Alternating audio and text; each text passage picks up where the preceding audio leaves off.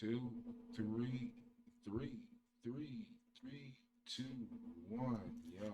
Hey, welcome back, fam. It's been a minute. Fly Nerd Group in the building. Yes, sir. It has been a busy couple weeks. We got a lot of ground to cover. But man, this Coach E Soulstar right here next to me is Cosmo Galactus. You're tuned into the Fly Nerd Group podcast, man. It's welcome to be back, man. Yeah, it's been a brief. It's been a busy 2 weeks. Very busy. Busy Very 2 weeks. busy. A lot of movies came out. A lot of things have happened. Conventions have come and gone. Yeah, So, John Wick 4. Let's kick it off. All right. John Wick 4. How superhuman is this guy? Yeah, let's get into it, because, I mean, this guy, he was running through bullets like, all right, so, okay, the movie take place. This is the fourth installment of the movie. John Wick is pretty much headed up to here. As usual. He's fed up. He's fed up, man. So it's like, all right, I want to take it to the man this time. Y'all want to mess with me? Okay. I'm going to mess with y'all. And yo, it was just one of those things where... that's what he did. Yeah, that's what he did. He messed with everybody. But he had some good competition, though, Yeah, but is it competition when you so superhuman? Well, Donnie Yen. Oh, that was like the best... The one time I felt like, oh, he could possibly lose. Do something, right? Possibly lose. So what's up with these action movies? So it's like, this is, I would say, besides like superhero movies, this the only action movie that we used to, we used to have Jean-Claude Van Damme and Arnold Schwarzenegger and all them type of Sylvester Stallone. Well, I mean, the action genre has changed. It's become a different thing. The testosterone driven built guy from the 80s is no longer the standard. Right. Like that was the tough guy at the time. Right. Like if you think about tough guys over time, look how they evolved. Like, in the 50s and 60s, everyone's wearing suits and with a cigar in their face. Yeah. They weren't built, they was real average, Right. You got around to the 70s, everyone was super slim. True. Like all the heroes and everyone was like super slim. Dolo might be like the exception, but for the most part, Cass was like mad skinny. Then the 80s came around, everyone was like super swole. Got crazy. I saw a clip of Action Jackson, the intro scene. When he's on top of the cat. Yeah, that's over the top. So exactly. This John Wick franchise is pretty much over the top. Way over the top. Way over the top. But the choreography is pretty dope. Fight scenes are amazing. Because it's like, even like in the earlier movies when they use the handguns and the pistols and everything, I look at that as like hands. They were throwing hands. And stuff. The way he was sling and throw bullets at you. He would throw the gun at you. And then he would throw the gun at you. Like, So I think that, for my favorite John Wick flick was part 2. I think mine was 3. Okay. I think for me, right. 3 with 1 being my second, and then 2 and then 4. Okay. And that's not saying that 4 was not good. I like 4. Oh no, 4 was dope. 4, actually, I like 4 a lot because that was my litmus. I was like, all right, I like part 2, so is this better? Now the fighting scenes, it blew part 2 out the box to me. Yeah. The story, I think, was well rounded. I liked it. I think it was a good story, but it was a predictable it was action. It's action, and that's not we're not supposed to focus on. It's not like that. So they're not asking us to focus on the story. They're asking us to focus on the action. On the action, and the action delivered.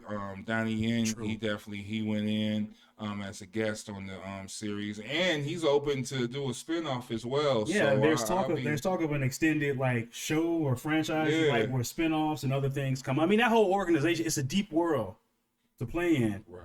And unfortunately, R.I.P. Lance Reddick, we won't be seeing him. I don't like how he went out in the flick, but based off the circumstances, I was like, oh man. Yeah. Maybe that was a spoiler, but I'm sorry to say that. But it's a movie that made us money, man. This motherfucker's dope.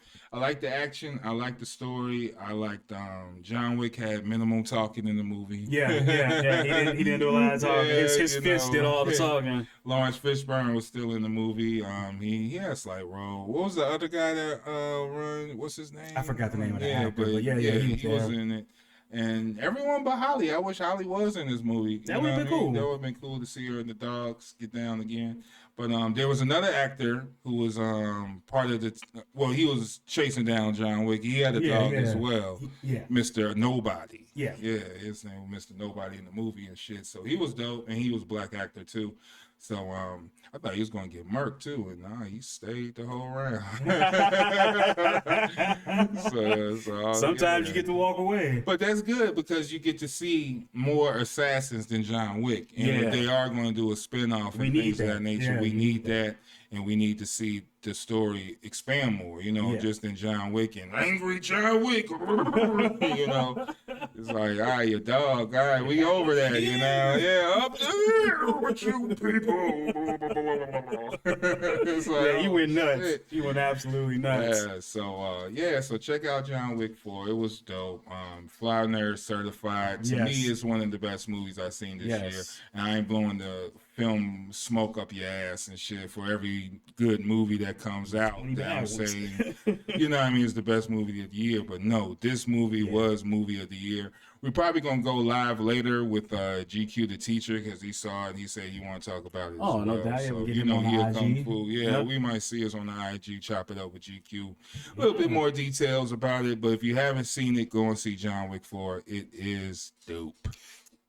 And in the midst of John Wick 4 coming out, a lot of movies have come out. The Shazaam sequel has come out. I haven't seen it. I haven't seen it but either. The drama, the behind-the-scenes drama is actually the more interesting. Let's just get into why we will prefer to talk about the drama than the actual movie, because it's the drama. Right, it's the drama. And Dwayne if we seen the movie, from the people that seen the movie, they said it was okay. Yeah. But it was missing something.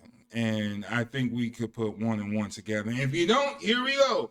So the drama behind this movie is like, all right, well, the movie, would they call it a flop? Would they mention? I think overall it's going to get labeled a flop. I think it's going to be in that realm of the second Suicide Squad movie, where it's not a bad movie. It just doesn't do well. It don't do well. Just doesn't do well because based off all the stuff that I'm hearing, because the people who I know who've seen it, they're like, it's not bad. Yeah, it's not bad, but it didn't stick to the ribs. Exactly, and it could have stuck to the ribs if they did. So if Black Adam was in it. And that's why I want you to get into your comic book specialist of breaking down. I don't even understand the rivalry. I don't even understand how The Rock said that he was so invested in the character and he never had him fight his actual main nemesis. Yeah. And it's you right there in the company with them. They shooting the other one.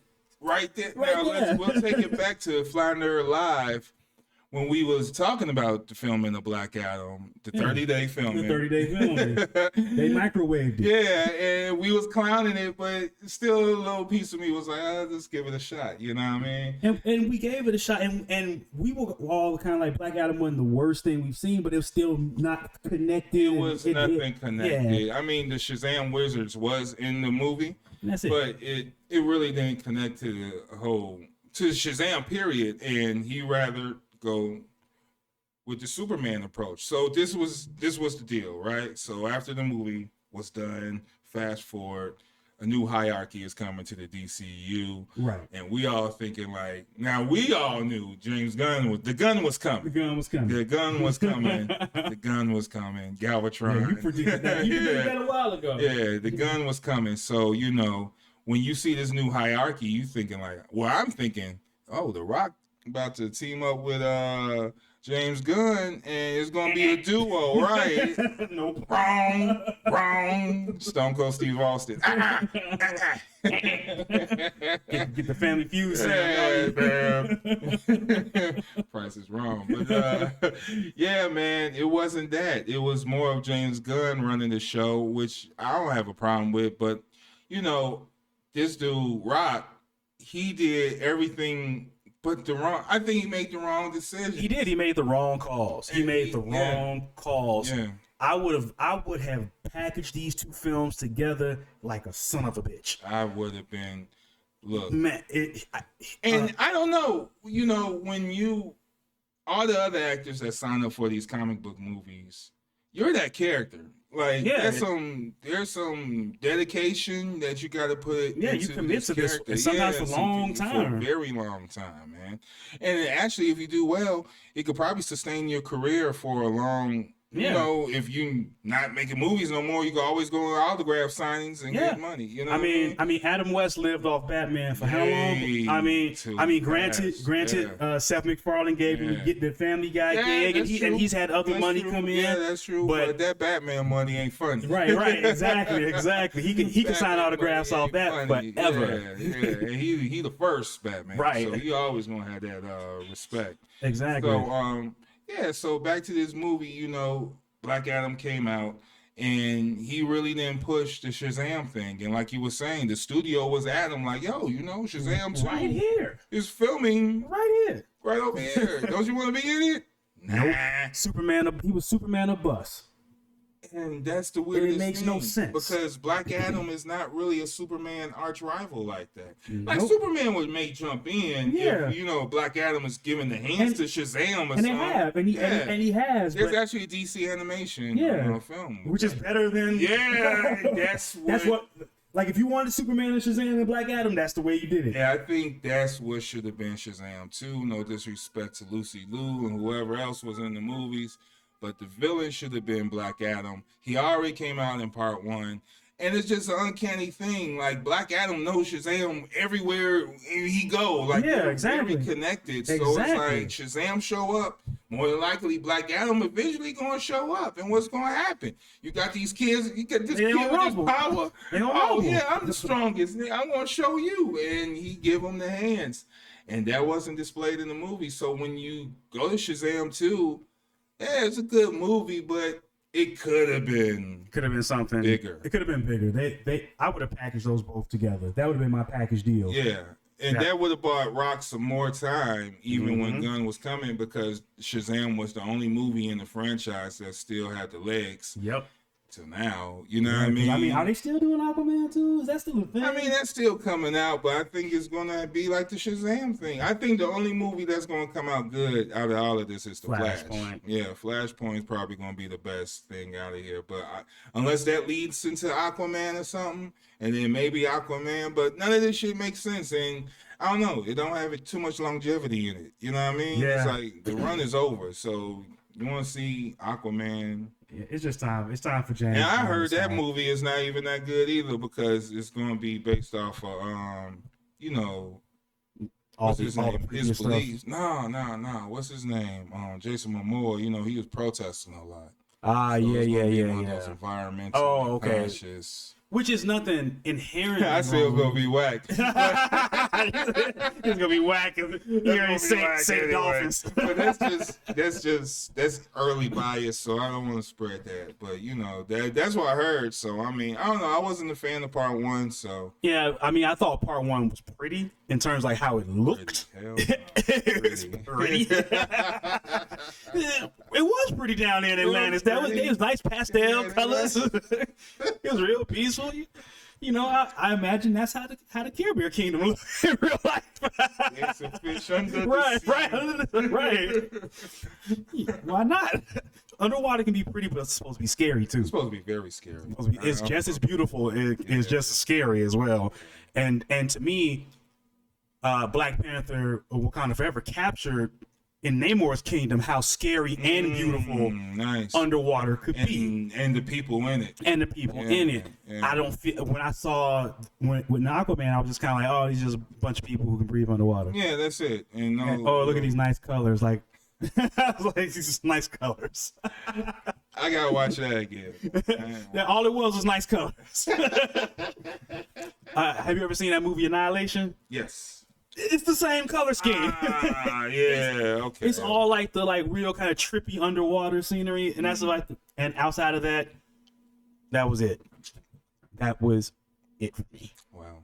I only seen Aquaman once, and that's all I needed to see. So Aquaman 2 come out, I'll give it a shot like I gave everything a shot, but it seemed like this company is shooting itself in the foot, man. I think it's time for James Gunn or some new hands to come into play, because it seemed like a sabotage. It's like a curse or something. Well, I mean, I guess they have to finish off. They have to finish off the last of the stuff that was already in the pipe. because those things are done. So you don't want to waste that bread. You can't can too many movies. Right. You can't can too many. So I think James Gunn is just letting this die out, letting the old DCEU die out, and so that he can establish his stuff Flashpoint forward. Okay. Because you can't tell me he's not tinkering with the ending of Flashpoint to make it suitable for what he wants to. He has to. Yeah. Like you can't. I mean, he may be doing it hand in hand with the director, but you know, I'm sure he's tinkering. Like, hey, that's why they paused it and pushing it back. Well, I heard they took a lot of cameos out and as well. So you know that movie. Yeah, I don't know. I'm just waiting. And it's funny that I'm glad you brought that up because the initial people who saw it were like, "Oh, this is the best superhero movie I've ever seen." Right. And now it's getting picked apart. Yeah, and I'm like, so wait, is it the best superhero movie you've ever seen, or does it need work? We don't know. We don't know. Because it's getting picked apart. And it by some of the same people were like, "Oh, I saw early things," and it was like, "Oh, this looks great. This looks great." The earlier version. Yeah. And now it's probably gonna be butchered by the time we get it. It's gonna get stepped on.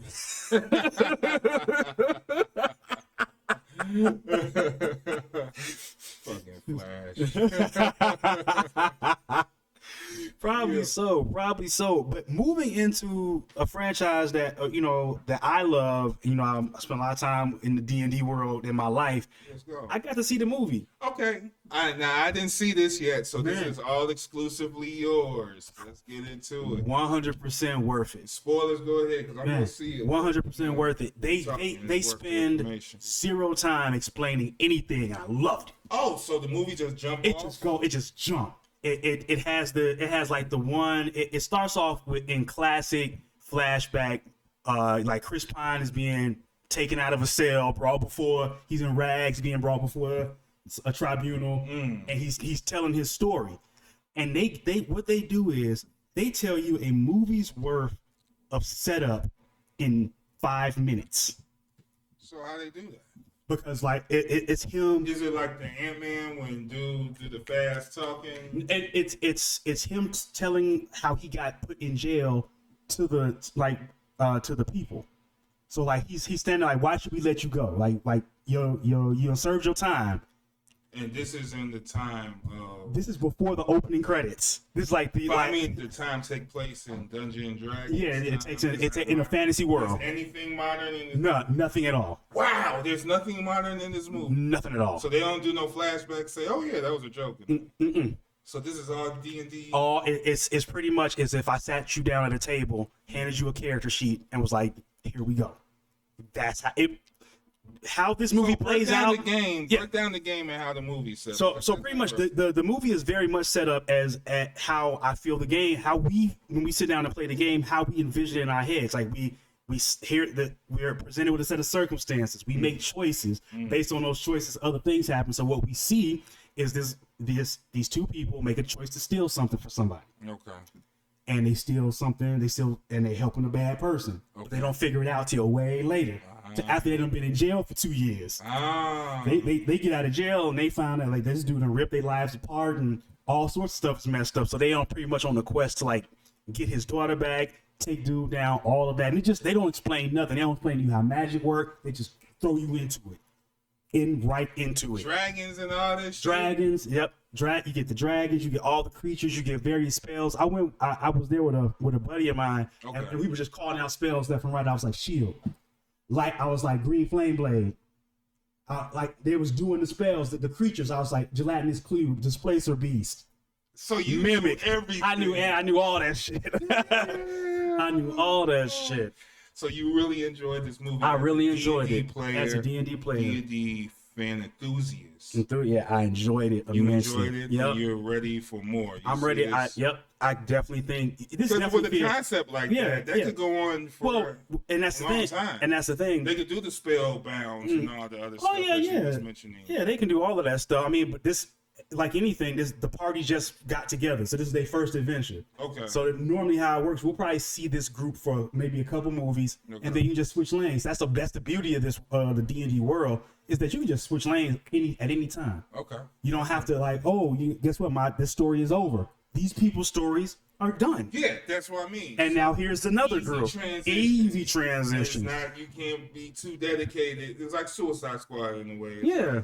Just a bunch. and once this game or this Story is over. complete, Move on. we could get this. Yeah, and that's just the way. More actors. More actors, and yeah, there was a couple cameos in that I didn't expect. I was like, Okay. like Bradley Cooper showed up, Oh wow! and I was like, damn, like just out of nowhere. And was then Henry in it? Henry Cavill? he was not in it. I know he's a huge D&D fan. Yeah. So that's all. Yeah, I wish he would. I wish he could have made a cameo. But as I was reading, That's The Witcher. that would have been dope. I was reading and listening to interviews that the cast were giving. They played D&D on set. Oh, The entire cast and crew. Wow. There was various D&D games going on to keep them in that mode. in that mode. That's dope. And then when you get to the big fight scene, like the really big fight scene at the end, Yeah. I commend whoever choreographed that, because in my head, that's what D&D battles look like. Even though like we sitting here rolling dice, taking turns, what you have to realize is that each turn takes place in a matter of seconds in terms of how it will actually play out. Yeah, like an RPG game. Yeah, like an RPG game. Like I know we all sitting at the table, we taking turns, so it seemed like one turn take a long time. But it's really, if you in the game mechanics, it's like a few seconds. Okay. Like, because how long does it take you to walk up and punch somebody sometimes? Yeah, you just have to make like, oh, I'm about to walk up to him. It's just the inner. We about to punch this. Right. Right. I'm about to walk up on this dude. Open fist, closed fist. Right. I'm about to walk up on this dude and punch him in the face. Punch him dead in his face. So yeah, when they got to the boss fight, the literal boss fight, I was like, this in my head, this is how I see our fights. Like it was like people running up, spells being thrown, people coming with swords and other things, just like anything you could do, they were all doing it. So they didn't shy away from the violence, none of the magic. No, yeah, a lot of people was getting killed, and whole thing. You think the average movie goer would enjoy this movie? Yeah, because it unlike a comic book movie, none of these characters existed before this film. Okay. So it's nothing to fall back on or stick to. Nope. Oh, you did this wrong. Yep, you can just pretty much Dungeons and Dragons is a setting. It's like an open world. And just like the game. Yeah, just like the game. It's just a setting. Wow, and you can insert anything into the setting, any pieces into the setting, that's how the movie was. That's dope. And it was action packed from like start all the way through. No explanation of none of this. No, like, all right, you're in a nope. game. Nope. Nope. None of that. Yeah, that's dope. Okay. So, yeah, I'm going to see it. It's been a lot of movies out, so, just going to movies every week. I haven't had time to do all that shit, but I am going to see D&D. And we're going to get more into it because I feel like that's going to be I always say that's the next wave. You know what I mean? And with this movie out, I feel like, people going to have a chance to get a visual of it and maybe get a better understanding conceptually. And see how fun it is, because it's really fun. It sounds like a fun movie. It is. If the concept like the game, then the imagination could go crazy. Yeah, crazy, like nuts. And I could just see sequels of just based off what you're saying, because you always mention the different types of D&D games that you're looking for, and they could do all those series, and it'll make sense because you're just doing D&D. Yeah, it's a pretty much plug. If you can plug any scenario, any actors, and it's a special effects, but because you can just tell your special effects can go crazy. Yeah. Just do whatever. And you know it's coming because you got magic, dragons, exactly, all of this stuff going on. Yeah, so. They didn't shy away from it, and they threw Easter eggs to like people who really played like some of the actual like pre-written adventures that they had. Like when you see the dragon, I as a player fought that dragon that's in the movie. I was in a party that fought Thumbchar fat ass. Okay, I was when he showed up, I was like, holy shit, it's Thumbchar. Wow, but you knew it. I knew it. It wasn't like Bayformers and stuff like, oh, is that? I don't know. Yeah, he knew exactly what it was. Yeah, given he was like the only really named character to show up, they mentioned other popular D&D things. Other little things. Yeah. Exactly. Yeah, I felt they did an excellent job. I felt you don't really need to know anything about the game to see the movie. It's just a fantasy action movie, and they didn't shy away from anything. Okay. You know, people was getting beheaded, arms was getting chopped off. Oh, so it was really violent. It was violent without the blood. That's Okay. that's how they got. That's how they kept it PG-13. Okay. But like when Thundercharge was rumbling through those people, they were dying. Oh. They were dying. He ate some people right in front of you. Okay. All right. So yeah, so it's Fly Nerd Certified. Fly Nerd Certified. Fly And Nerd the jokes land. And the jokes are funny. And the jokes are funny. All of them landing like. Look, there's no duds for me. So it's a fun, good movie. Yeah. That's dope. Okay. Yep. Yeah, I'm going to check it out. I'm really geeked to see that now. So, yeah, man. Movies. But also, C2e2 was in town. C2e2 was in town. And it was, as far as I could, from my perspective, more of the same. It didn't stand out this year. see, this y'all get. Man. Nah, this is the Fly Nerd Group, FNG. Last time we was there as a group, we had our own little panel there. Shout out to Ashley Woods. Shout out to Chris Adams. Shout out to Impact Studios and Paradigm Gray. You know, we was there. We had a presentation. It was dope. We still get, buzzes about it. People who was there, they come and shake our hands and say, big us up all the time. So since then, COVID hit and a lot of other weird transitions started to happen.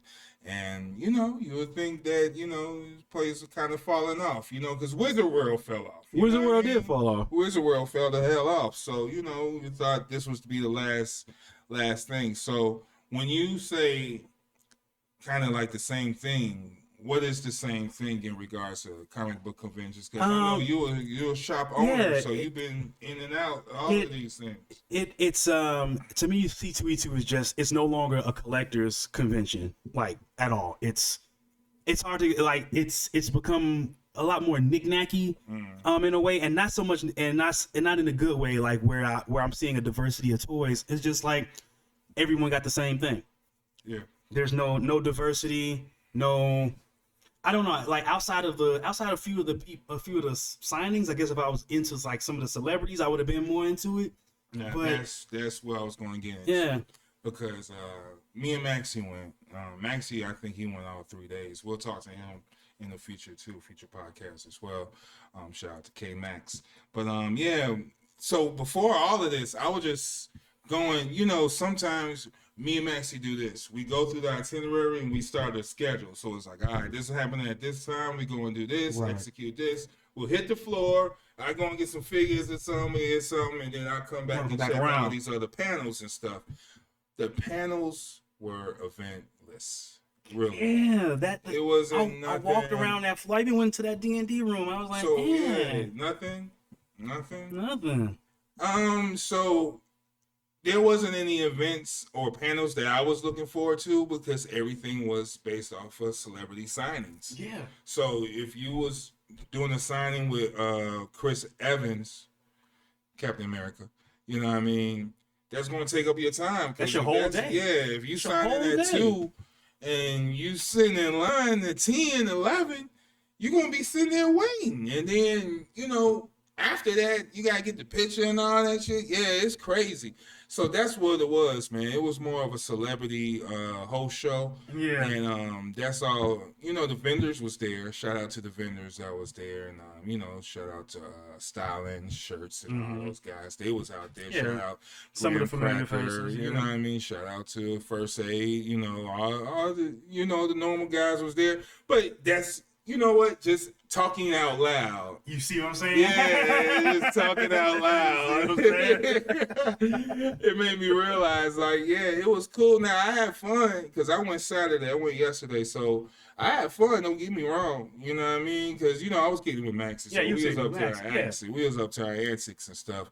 And we ended up running into Scott Snyder. Y'all don't know Scott Snyder. He's pretty much, well, if you don't know, for me, he reclaimed Batman.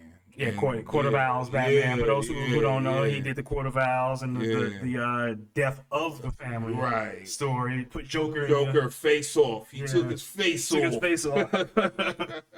So, we ran into him, and that was funny because, he was leaving to go do a panel, and he was, and, you see these gatekeepers. Oh, Chris gotta go. He gotta go. Scott gotta go. He gotta go.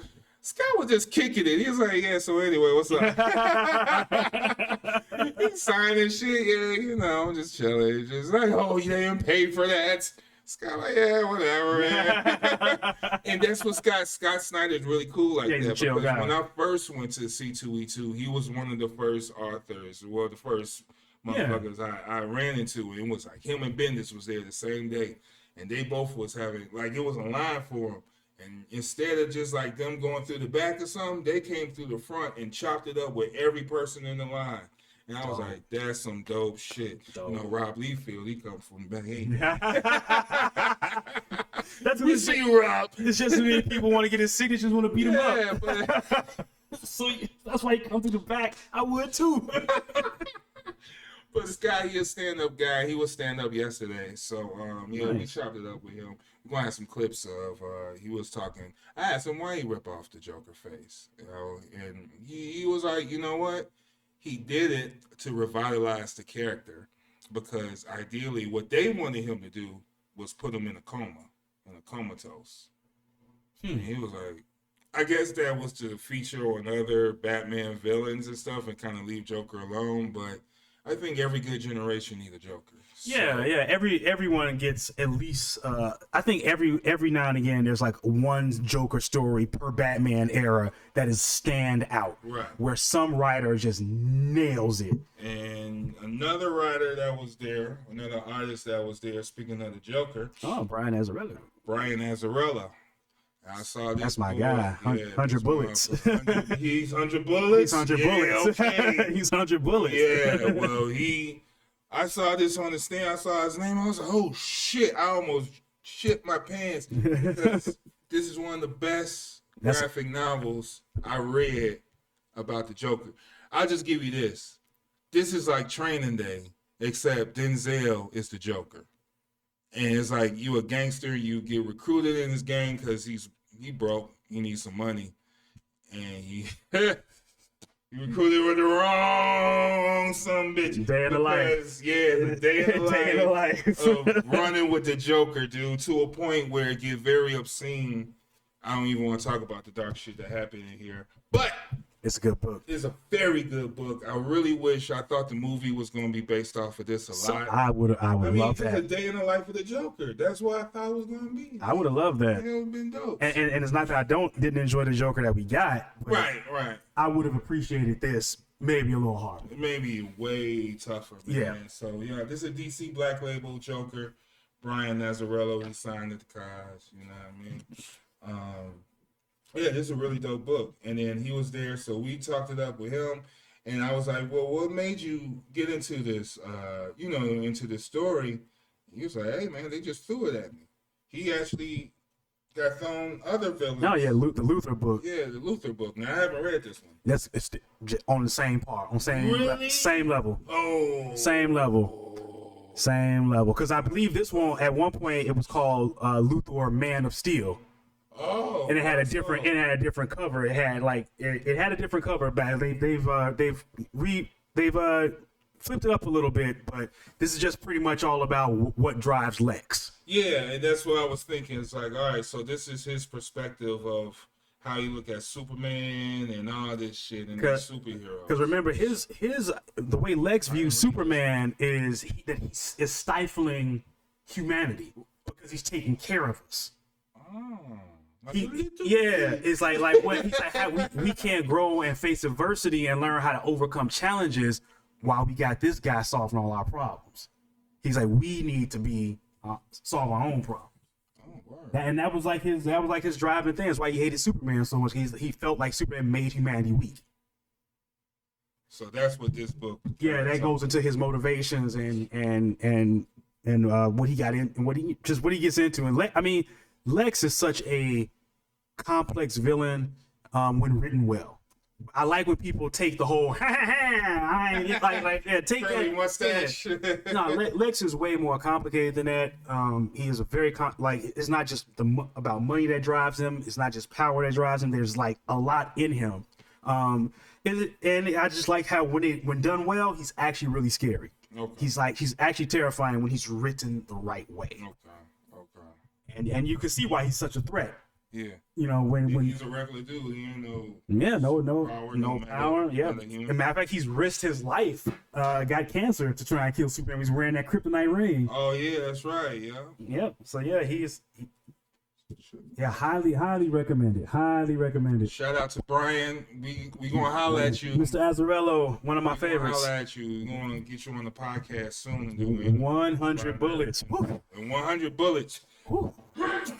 Bless you. Salud. Yeah. Hey, give me Steve. 100 bullets. Joker, Luther. If you haven't picked it up. So yeah. So that was kind of the encounters. Those some of the highlights that we had. The Microphone Misfits, they had a table up there.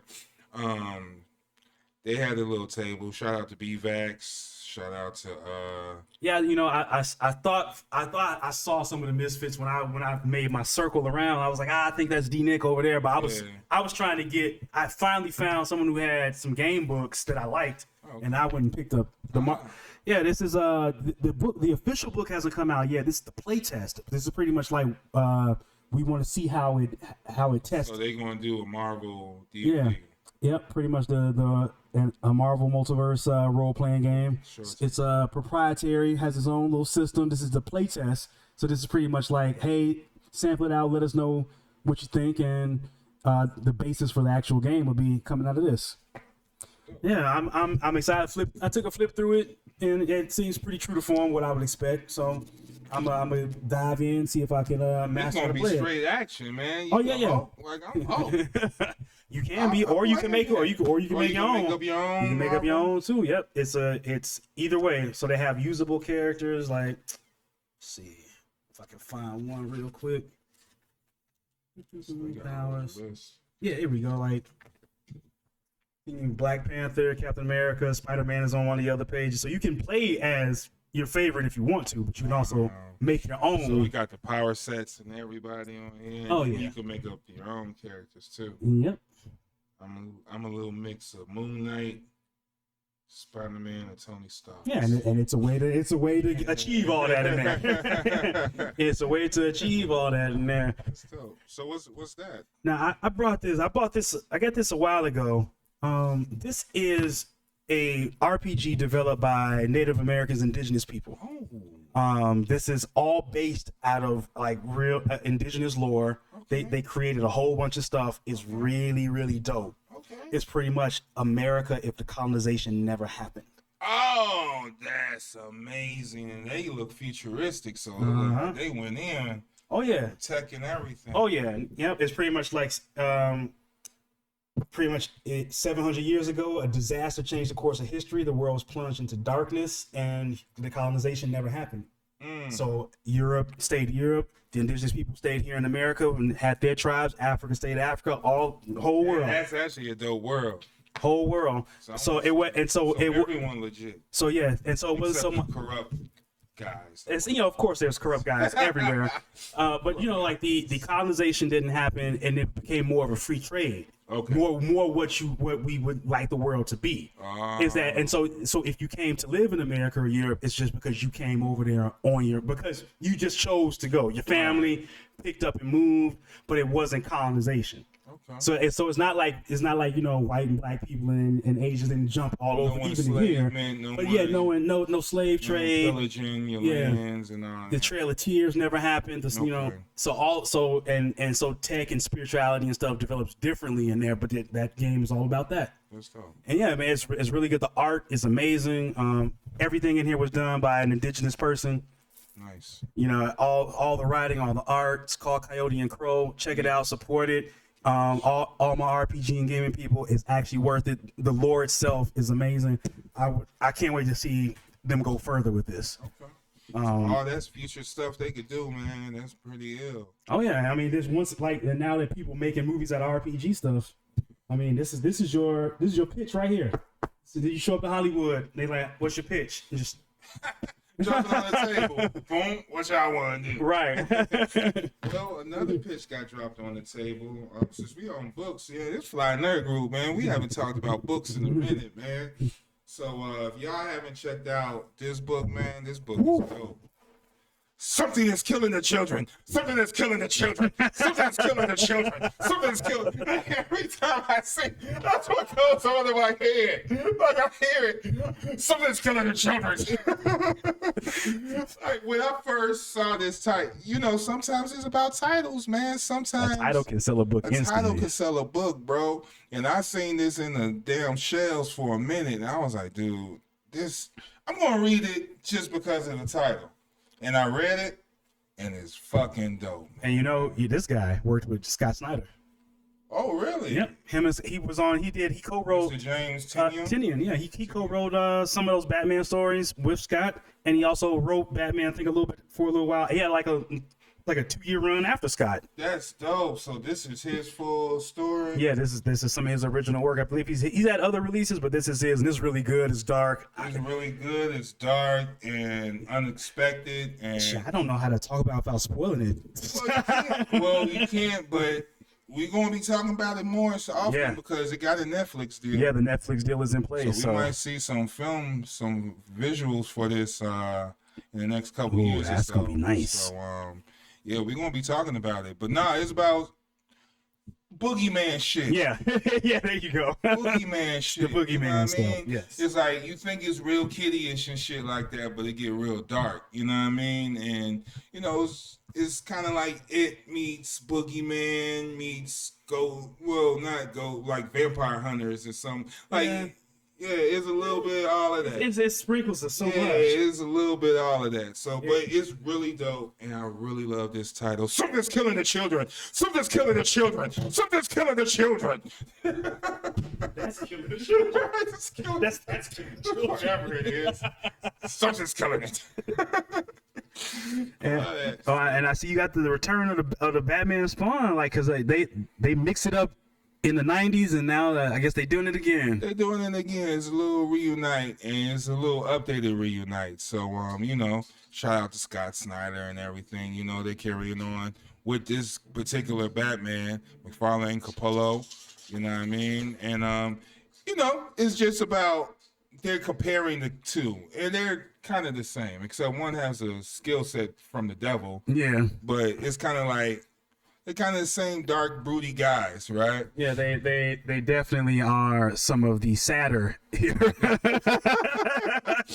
So, you know, one make a deal with the devil to get with his family, and then there's Batman. You know? and then there's Batman, right? And then there's Batman. So, you know, Spawn is in Gotham City. Batman like, what you doing here? And Spawn like, well, shit, what you doing here? You got the key to something I need, and that's to open up a gate of hell. Of course. Batman could do it. You know what I mean? So, yeah, they trying to work together, but at the same time, you know, they got differences. See the differences. Yeah, exactly. because Spawn is a killer. Spawn don't. Yeah, and that's what happened. Yeah, Spawn did some killing, and Batman like, but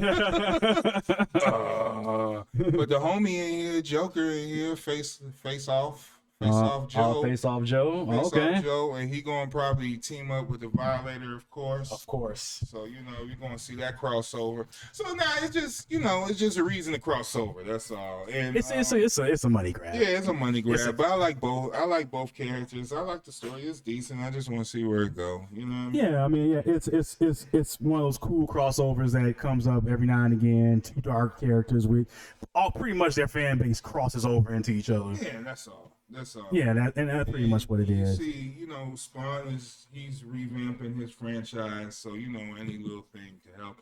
And McFarlane does all these toys as well, so, you know what I mean? He has a DC deal. Yeah, DC deal. And Batman, man, the Flash Spawn, he about to hook it up, man. Batmobile's coming out, Batwing coming out, 250 Batwing, you know what I mean? Like, these real... Actually get a Michael Keaton Batman figure coming out in the future. So, you know, just look out. Shout out to McFarlane, man. We need to get you on the show too, man. Yeah, we would love to get maybe a tour of a factory, McFarlane. Yeah, man. We just tour that studio. Yeah, let's see how the figures get made. And teach me how to draw. Well, Greg Capullo, shout out to you. Brian Azzarello. Man, so you know, and we covered a lot of ground. Shout out to everyone, all the D&D fans out there, those who went out and saw the movie. Shout out to the C2e2 people, our crew that came out there. all the fly nerds that showed up. Like I said, I did the rounds. I saw some things. I don't know, man. Once again with C2e2, it just didn't. Nothing stuck to it. It didn't stick to my ribs. I was like, I got something for all you resellers out there. Y'all some jokes, man. Fuck y'all, dude. Because they be out here with these high price ass figures and shit. Like, dude, I ain't paying that money for that shit, man. Like, I understand, man. Some of that shit out the box, you selling it off the top. Like, what are you doing? Man, we ran some dude. Oh yeah, why does Kang figure $115? Just because Kang is popular at the moment. You don't know this was the first one that came out. Why, man, I don't care about that shit, dude. Why this? I'm not paying you $100 for an action figure. And it's just a normal action. Just a normal, yeah. I can see if it's not like, a hot toy, a figure arts or Mezco or something like that. Oh, man. Not even a short pack. Not even a short pack. Man. Okay, well, so yeah, it was some vendors in there, but it was the normal cats in there, usual suspects. Yeah, and I guess that's the thing. Next year's April is gonna be the end of April. Man, maybe it'll be. I don't know if that's gonna really that'll make a difference. I'm gonna try and get to some out of state cons. New York Comic Con is definitely something that Fly Nerd is aiming to go. The SDCC as well. Yeah, we got to get there at least one time. I'm really looking. I want to do New York. New York. All right, New York is on. We doing it. We going. I'm gonna look that shit up this week to New York, and we going to New York Comic Con because you're right. Because I feel like they get all the goodies, right? Like Chicago is cool. But you get the celebrities, but we don't get the announcements, we don't get the trailers, we don't get. I even rather go to Emerald City in Seattle. They get more stuff than C2e2 does. They get more shit than us. Man, that Brazil con was, and it's in Brazil, but any reason go Brazil? Pretty much. Any excuse to get to Brazil. So yeah, man. I mean, it was cool. I'll go again, but. Yeah, it's just time. I think the same people work the circuit, and so like we've seen them all now. Yeah, and that's what it is. It's a repetitive thing. Yeah, when you're dealing with conventions, it's like a circus, dude. So I worked in and outs from building it, breaking it down, to being an attendee, to being someone a vendor, all of that shit. I've been a part of, and yes, it's like a traveling fucking circus. Yeah, they the same Repop reach out to the same vendors. Yeah. The same vendors reach out to Repop. Repop doesn't do anything outside of get some celebrities. And the celebrity part, if that's your thing, you in the right spot. So how you feel about that? Because I mean, like it was it was really driven than that. People waiting 2 and 3 hours just to get something signed in a photograph. I mean, that's some guy that's putting their hands in their pockets and shit. Like it's no engagement. None. It's nothing like, I seen some pictures for Sunday where it was more relaxed and there are some celebrities show up. They're more interactive. Most people just tend to sit there most often. Now they sign something, move on. Sign something, move on. And if that's that sucks, man. To me, I don't. It's not. That's why I don't get in line. I don't get in those lines because these while I want to meet these people, I don't want to do it this way. Like that. I don't want to meet them like this. Yeah, I feel you. Because this is at that point, it's a job for them. Mm-hmm. It's not like when you catch them out in like if you run someone in Nike Town. And you genuinely bump into them. And right, you can like really interact. Now, there are some people who that you're going to get that interaction from. They have a history of interaction. They talk to everyone come to the table, and that's dope. The people that do that. But more often than not, assistants and handlers are like, come on, take your picture, get the thing signed. Here it is. Keep it moving. Number 54. Right. It's impersonal. So then you just collecting autographs, and I'm not an autograph collector. Gotcha. So and so I go to the conventions when I'm going from the fan perspective, I'm going to fill in gaps in the collection, find something new, discover something. And right now I haven't felt like any of the booths offered that. Even from the vendors that I liked. I went and saw some of the people I like, I hollered at Tom right quick from First Aid, and I was like, I like y'all, but I can buy this book anytime. I can buy this book anytime. You order it for me, guys. As I was even the times I flipped through some few back issues, it was just too crowded for back issue flipping on Saturday. It was like, Oh, it was too nuts. He was just sitting there like, oh my god. So really couldn't. So actually, I did mine. Whatever, I did get a couple figures. I got that at the end. Like, yeah, you out the door. Yeah, because when all the people, it's best to walk around. You know, it's better to walk around that bitch when no one's there. Yeah. Oh yeah. Oh yeah. And you can talk and make your deals and everything. It's like, yo, let me get this. Oh yeah. No, morning and midday, they ain't trying to deal with you. Yeah, nah. But you don't want to deal with them because it's just too cramping. People just, Sunday is the better day for shopping. But they was there for I don't think they was there for the right reason. I think they was just there. People was just there to get shit signed. Yeah. But I don't think some of the culture was really. No, it's real process now. Yeah, it's real process. I think a lot of these conventions, like E3, got canceled. Yeah, you know what I mean, and people saying that's done. You know, so. And what's funny is that I feel from a shopping perspective, the anime cons don't offer a lot. But from an interactive perspective, they offer like their panels, and their panels be like real like fans being there like asking like in season blah blah blah, why'd you do that? Like I went to a couple anime conventions recently, and even though I'm not the biggest anime and manga fan, I just noticed the difference in tone. Now for me, the shopping was boring. Like I didn't want any of the little knickknacks and posters, and just not some of that stuff just wasn't my thing. Yeah, I feel you. But as I went and saw some of the panels and saw like the passion of these young anime and manga creators, and how they was like getting fired up and saying like, this is what I'm doing, this is why I like this. That's what's missing from C2e2. Yeah. C2e2 just feels like you in the fan engagement, the culture, cultural expression, all of that. And that was definitely missing. Now there was big out to the cosplayers. There was a lot of good cosplayers that came out. I guess they had 3 years to put their costume together. Yeah, and I did see some good came out heavy. There was some good cosplayers that came out. And it was a lot of good folks that came out, but I just think, I mean, okay, I went to the Star Wars. They had what's that cartoon? Not the Bad Batch, but the other one. Rebels? No. It's the animated series. The Clone Wars? There you go. Yeah, they had the cast of them, and they was up there on stage talking. I caught that. It was kind of cool because you get to hear these guys talk about how they was part of this show, and they was doing this show like 2-3 years before it even hit the public, so they knew about all this stuff going on, and it was just cool hearing them and stuff like that. Maxie, I think he saw the Chris Evans and who played Namor, homie. Okay. Yeah, they had a good panel and stuff. And it was very cultural and stuff like that. Now, there was something that happened up there that was weird. It was the Buffy the Vampire Slayer cast that was up there. And I think they had a Q&A with the crowd. And I think someone was going to get into the director, Josh Whedon. And they did that conversation. They did the Q&A, and they just answered the questions from the moderator, moving on.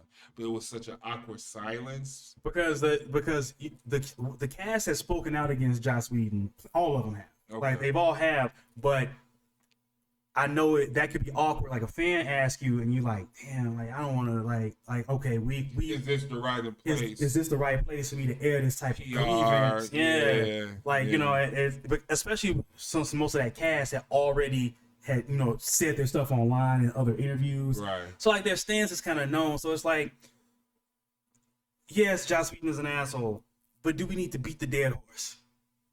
No, but I mean, questions are questions. Questions are questions. It's just interesting how that engagement goes because, what about Ezra Miller when he started doing The Flash? Is he ever going to come to a convention? Because those questions going to pop up. And damn, hate to say it, fucking Majors, man. Well, old girl recanted. She recanted. Man, Kane need to go back in time. She recanted. Fix that damn mistake, man. She became for real. Became for real. Go back in time and fix your timeline, homie. Repair your timeline. We need that shit. Yeah, she recanted. Yeah, it's a lot of. I don't want to open up that can of worms on the show, but you know what I mean. That situation is what it is. So Well, no one can be perfect in these worlds. Yeah, I mean, everyone is human. Everyone's But gonna. there's levels of There's bullshit. levels, yeah. You know what I mean? And people's gonna call you out on the level of bullshit. And you know, what do you do at that certain moment? Exactly. I mean, and here's the thing: if he is, you know, I don't think he is. If he is doing something wrong, it's gonna come out as something. Like if he really is putting hands on somebody, whether it be a manipulative situation or not, it'll come out at some point. Yeah, Those things don't stay in the dark too long no more. Yeah, it doesn't. No, not in this time. No, not this time. This is not the 70s and 80s where the 24-hour news cycle didn't exist. Right. And all the instant access didn't exist to cover up drill. And that's crazy because that day, it was a Saturday. You never hear news like that on a Saturday unless something got bombed. Right, like, exactly. Oh, shit, something happened. Yeah, that was flooded everywhere. So, nah, man. And, you know, I just don't like brothers with that type of, that moniker and shit. Yeah. Domestics. It's like, damn, man, you just now, opening the door for yourself, man. Don't get in no trouble with this shit, man. Yeah, and it would be considering how much Marvel is hinging on Jonathan Majors, like they put some serious dough and centered on one, like he getting an Avengers film dedicated to his character. To you, like that you are the big bad right now, man. And so with the lukewarm response to Ant-Man 3, a bad press, you don't need that. You don't need that. Because Ant-Man 3 got a lukewarm response. He got a lukewarm response. So what let's get off that topic. Yeah. Lukewarm responses. Ant-Man got a lukewarm response. Shazam 3 got a lukewarm response. Are we spoiled because of Infinity War and Endgame? I think the bar got raised, and I think we stopped looking. Normally, outside the superhero genre, we look at the director, we look at the actors, and we like, oh, I go see this director's film. I like this actor's films. Right. We got spoiled with so many hits in the Marvel universe that we forgot that we aren't always watching a Russo brothers movie. Not every Marvel movie is a Russo brothers movie, but because 3 very important ones are. 4, right? No, yeah. Winter Soldier, Civil War. So 4 central movies were Russo brothers movies, and they're all kind of right there in that middle. Yeah. And so that set an expectation that we think all Marvel movies will be up there because 4 of them were really up there, and that's a strong 4. I think if you don't judge them against the specter of the Russo brothers, these are solid. These are some solid films. Well, not the Eternals, but I tried watching that the other day. I just couldn't finish it. Yeah, couldn't finish it. I don't have the same feelings. I don't have the same Shang-Chi misgivings as others. I felt Shang-Chi was okay. It's just okay. It was just okay. It wasn't stand out. It was just okay. Shit-chi as Maxie like to call it. But yeah, I think it was promised a lot. These movies are comic book movies too. So the first issue ain't always the best issue of the comic book. Yeah. Right? It's just the introduction. So I'm waiting for Shang-Chi 2. Okay. Something. Because Donnie Yen's still on the table. You could get Donnie Yen, throw him in the mix, probably get a good villain or adversary for that too. So even though he's 60, but still. Yeah, it don't matter. It don't matter. It's Hollywood. It's movie. It's Hollywood. It's Hollywood. It's wrestling. Exactly. Exactly. Yeah, so I'll look forward for part 2. And speaking of, and I don't know if you watched it. Oh, WrestleMania? No, not WrestleMania. I didn't watch it. Oh, I haven't seen it. I haven't seen it, but it is WrestleMania weekend. It is WrestleMania. Right? That's like the final stuff is today, right? Yeah. Usually Sundays is the main. I wanted to on that whole before we got out of here on that whole stuff coming back. Oh shit, I don't know how I got over that. History of the World, man. I enjoyed it. I really enjoyed it, man. Go ahead. No, I saw it, but I was working and watching it at the same time, so I really didn't get into the movie. But I did peep the male Brooks anecdotes and the comedy and the you felt him in it. It was like, oh, okay. It's like he you could it tell. It was kind of moment in time and within the time of watching it. Yeah, because they don't make movies like that. Exactly, and what the whole formulas. And what I thought was dope is that he let all those other comedic writers be themselves. Okay. And it was just like, it's like, okay, Nick Kroll, Wanda Sykes, I'm working with y'all. Y'all bringing on these other younger people. So here's my formula. And how I felt he did it, and I'm hoping to find out how. I think he just went in the room like, this is what I want to do. What do you guys think? Give me your ideas. I'm gonna put my Mel Brooks on it. Go back.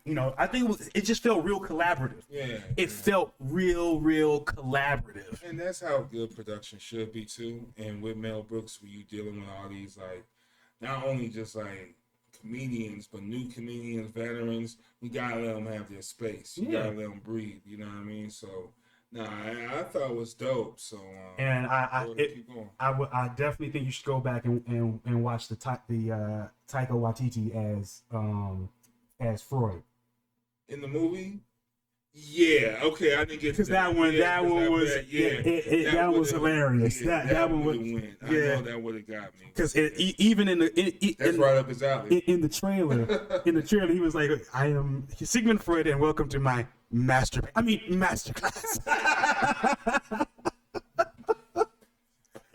It was hilarious.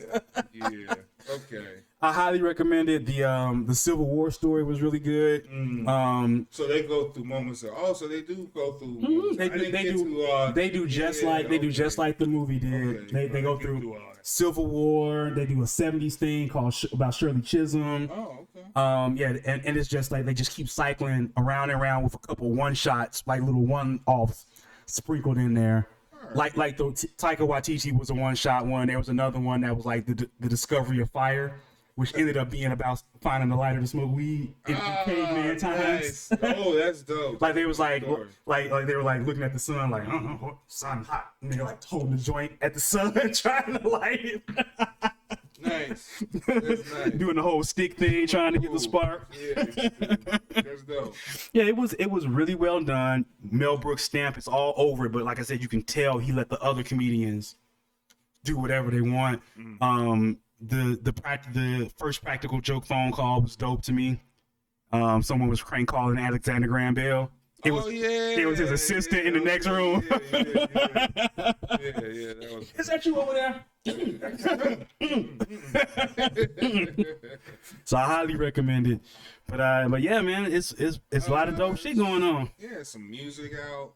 Larry June and Alchemist. Yeah, my brother was just bumping the Larry June and Alchemist earlier. That's pretty dope. What else is out? Some other shit came out this weekend. See, I haven't peeped the music releases of this week. I got stuck on that last Che Noir album. Okay. And it's okay. The beats is dope. I like her more as an MC than I realized though. Oh yeah. I didn't realize how much I really enjoyed her just rhyming. Like I've listened to other Che Noir projects, and there was like the Apollo Brown one I thought was cool. But there was one that came out before that I actually got a chance to listen to in full, and I was like, okay, like you pretty raw with it. I heard a few joints. I never really sat down and listened to the full project. Yeah, I gave the Apollo Brown album a listen. I thought the Apollo Brown was. I gave all of those. Shout out to him. Yeah, shout out Apollo Brown, Fillmore Green, all those guys. But yeah, I enjoyed it, man. I enjoyed it. Rome Streets was here, and Stove Guy Cooks. They was here. Stove Guy's blowing up majorly for only having one album out. Like his name is in hot circulation. I don't know. Well, dope is dope. Dope is dope. Special 38 gonna be here, I think, in a couple weeks. It's a lot of shit going on. High Park Fest coming soon. Weather's breaking, so the festival season is about to happen. Season, Lollapalooza already dropped their lineup. Kendrick Lamar gonna headline that. Nice. That's too much people, man. That's crazy. I mean, I'm not going to that, but I just watched that from a distance. But yeah, you look like it's going back to normal, and that's even with the C2e2. It was tons of people. Yeah, it was Stupid crowded. Like from the past 2 years, it was real, scatterbrain here and there. It was But thick. this shit was thick. Yeah. And, I was like, oh, okay. So all the vendors should be good. Everyone should be back in business. It seemed like the city is opening back up and circulating. So, yeah, it's more events, more shit for us to talk about. So, and we definitely will. yeah. So, let's sign out, man. This fucking Fly Nerd Group. Yep. Fly Nerd Group is out, and we will see you in about a week or two. Guys G. Coach E Soulstar. And we out. Peace. Peace to your face. Peace, peace, peace, peace, peace.